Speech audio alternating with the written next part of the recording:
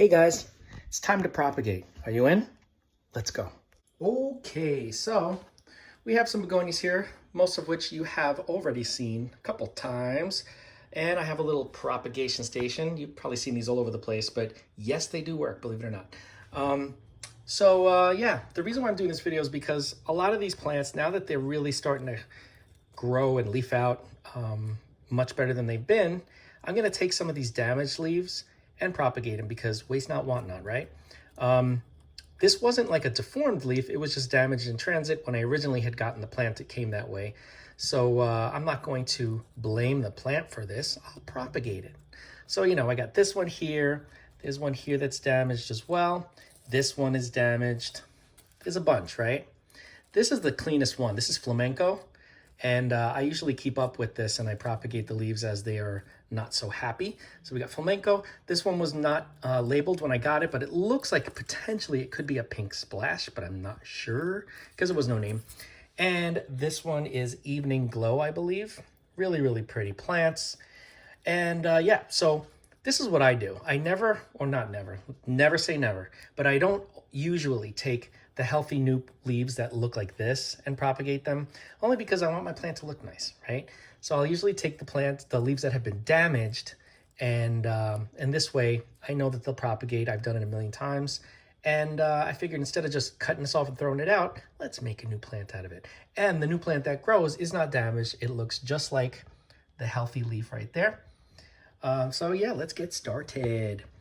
So before we get started, actually, I want to show you just an example. You've seen these before, but I have some examples of what happens when you put these in water.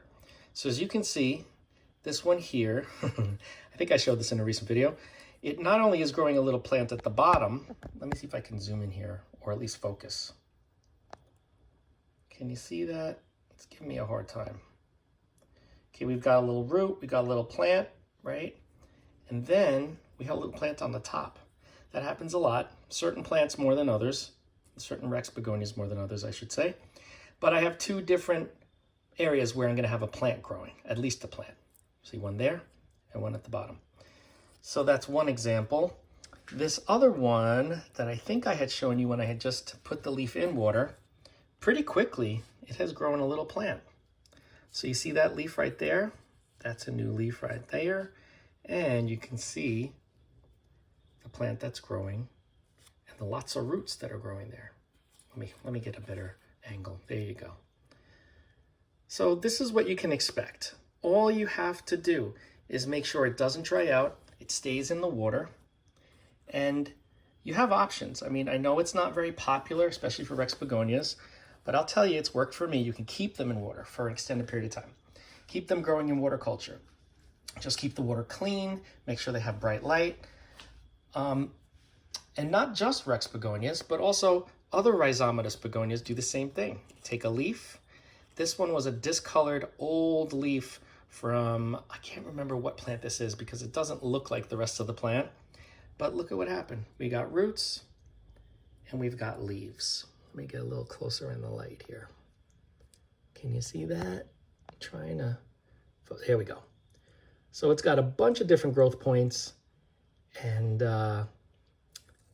yeah, and a lot of roots. So the leaf looks like it's almost on its way out, but very pretty on the underside. But yeah, we got a new plant growing. So this has been in water for a few weeks. Not sure exactly how long it's been. But yeah, that's what you can expect if you grow them in water and then you leave them in water for a while. I also did a little experiment recently where I took a leaf that was dying, not dying, it just wasn't doing well on the plant. It was an older leaf. And I just cut off most of the petiole and just left a little bit of the petiole, which is the leaf stem. And I stuck it in some yarn and kept the yarn damp. And the mother leaf, you could see, she's not happy, but there are babies. You see the babies in there? And all of that happened in the acrylic yarn. I didn't put this in water at all. I just stuck it in the damp acrylic yarn. And sure enough, it propagated. So this one I'm probably going to leave in the acrylic yarn, but I am going to cut away that old dried up leaf because the only thing that leaf is going to give me is some rot because it's going to decompose and it potentially could cause an issue for the babies. So that's going to be removed, but this plant will live perfectly fine in acrylic. And here's another example of one that I propagated in water and then moved to acrylic yarn. And it's the same acrylic that you just saw. But this one's doing well. It's doing great. I don't think you can see any of the roots yet on the outside. But Rex Begonias have pretty shallow root systems as it is. So I wouldn't expect it to get like a coleus, let's say. They have tons of crazy roots. But this is perking up. It's growing new leaves. The leaves are getting bigger. And this is getting some bright indirect light. And it's happy. Happy as a plant. All right. So that's what you can look forward to if you do what I'm doing. So let's get started. I didn't bring my scissors with me, but I don't need them. All I need is my fingers. So what I'm going to do is go in here, go as low as I can, pinch off that petiole like that. Doesn't even have to be a perfectly clean cut. And I'm just going to take this and put it in the water. That's all it takes. Let me bring this to the front so that I can do this and you guys can see what I'm actually doing. So here's another leaf, this one here. It's damaged. I'm going to go as far down as I can. Break it off like that.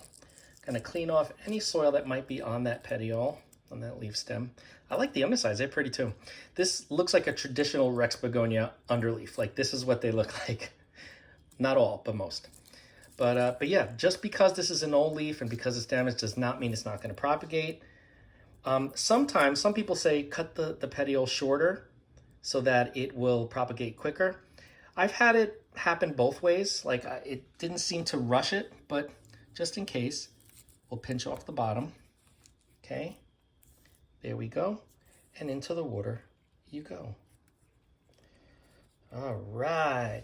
So I think, oh no, here's one more.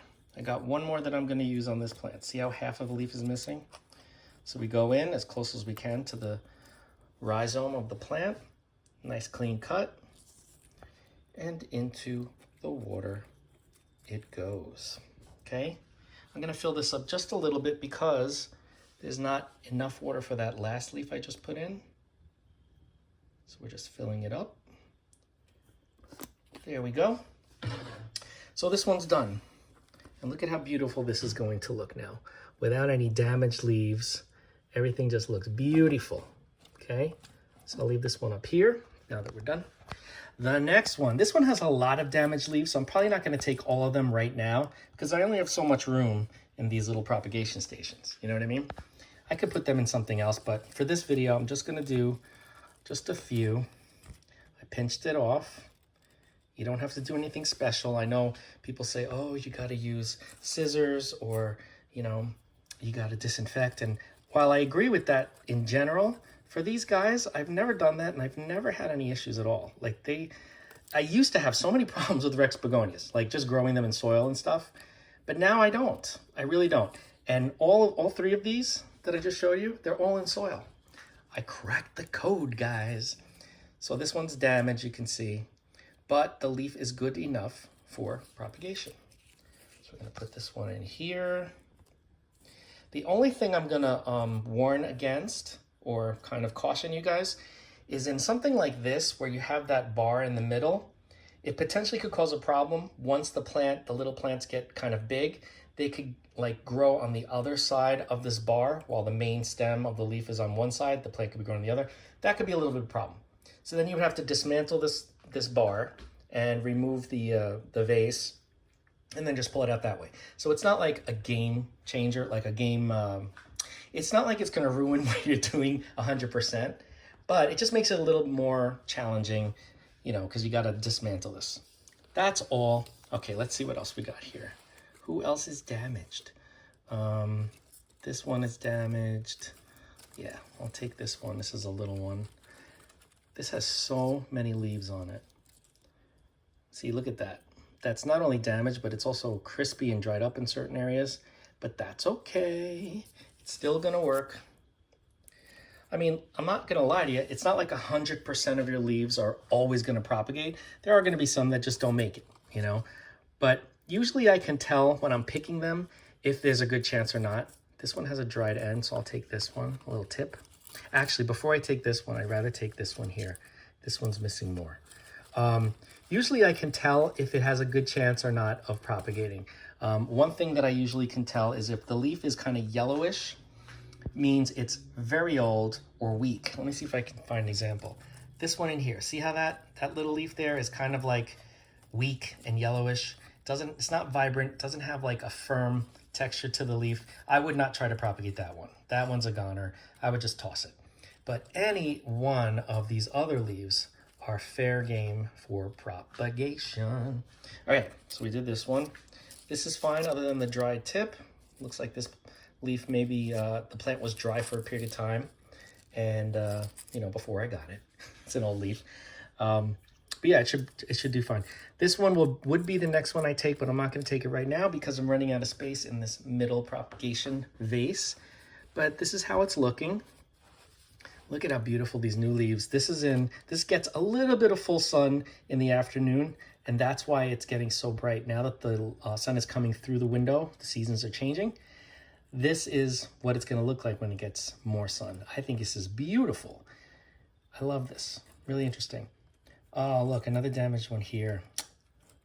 I'll take it after the video and I'll do something else with it. I'm not going to put it in this one. This is too packed already. Unless, if I don't find too many damaged leaves on this one, maybe I'll fill this third vase with those. Yeah, because this is damaged. Gotta take this one off. I also do this because, I mean, aside from me wanting millions of plants, I also, I sell off a lot of these plants, you know, for people to propagate because I think it's so much fun. I feel like it's more rewarding to propagate your plants from a cutting, whether it's leaf cutting, stem cutting, than to just buy the plant. Because you buy the plant and then you have it and now you can enjoy it, but it's like, yeah, it's so much more rewarding to get like a leaf like this, put it in some water, and then watch what happens. That's what's exciting to me. And I love for people to get excited too. So that's why I like to sell items or pieces of plants for propagation. Leaves, stems, whatever the case may be. So it looks like this one's a little damaged. Might as well take this one, right? So again, I'm gonna go close to the rhizome, pinch it off. There it is. In it goes. Okay. Is there any other damaged leaves here? Let's see. This one is a little damaged. It's not damaged enough though that it's bothering me or anything. Got a dry leaf in here I could pull out. That's dry. But everything else looks healthy. We're looking good, guys. So, okay, where you can buy these plants, a lot of times in big box stores, they sell them with a little wick. It's a wick watering system, right? Now, that can be deceiving because when I first started to get Rex Begonias from big box stores that had these wicks, it's called Wick and Grow or something, I used to take them and put them in like another container like this. See, there's a wick down there. And I would make sure there was always water in there and it would wick up. Well, for me, maybe other people have a different experience, but for me, that would be a slow death for the plant. And eventually the plant would rot. Indoors, especially when you don't know what's in the soil, that just never works for me. So what I do is I water the plant. If the top of the soil is dry, very, very dry, I water from the top. I try not to get the leaves wet and until there's like a little bit of a reservoir down here. What happens is in the next day or two, that wick will bring up all the rest of that water and then the reservoir will be empty, but the soil will stay damp for a period of time, maybe like a week, right? That seems to be the best case scenario for these plants. Eventually you'll notice that the leaves will start to wilt and then you'll say, all right, I gotta water it again. Then when you see them wilting, I check the soil, see if it's dry. You can also lift it, see if it's light. Then I do the watering again, just like maybe a centimeter of water in the reservoir.